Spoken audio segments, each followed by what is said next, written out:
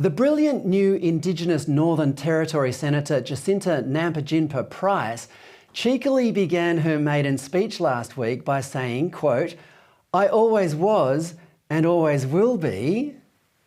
Always will be what? You can imagine the anticipation from the Greens and Labor senators in the chamber. Price was borrowing from the popular leftist slogan, "Always was and always will be Aboriginal land," a declaration that Australia is built on a continent stolen from its original inhabitants. Was she about to make some sort of concession to her ideological opponents in her first statement to the Senate?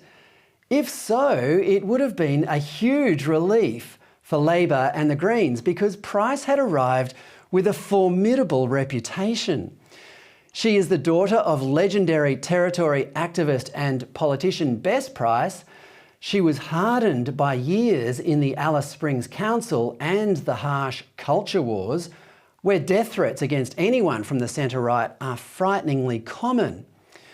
Price is arguably more able and willing than any coalition MP in recent years to invalidate the counterproductive virtue signalling that passes for Indigenous policy in this country.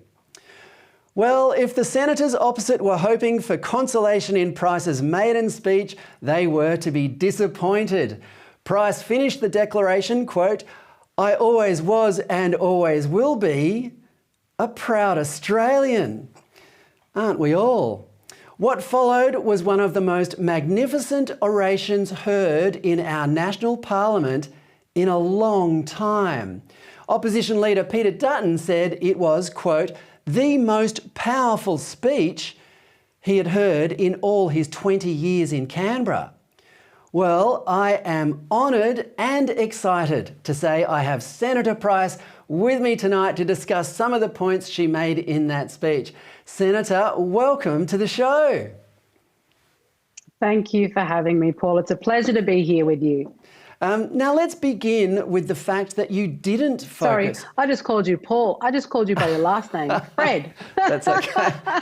It happens more often than you think, but that's all right. Now let's begin with the fact that you didn't focus primarily on yourself or the struggles that led you to Parliament, as maiden speeches often do these days.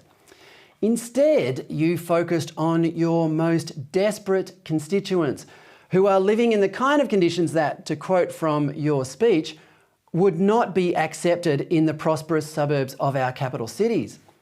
Senator, there has for many years been almost nothing but virtue signalling from both sides of politics about Indigenous policy.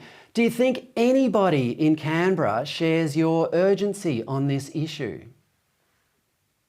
I don't know. I don't think many on the Labor side and the Green side know how to be urgent about any of the issues that are affecting marginalised Indigenous Australians right now as we speak. They're either too busy worrying about what happened 200 years ago or too busy worrying about establishing a voice in the future because they want that voice to deal with the issues that they're too scared to actually deal with or make any hardline decisions on.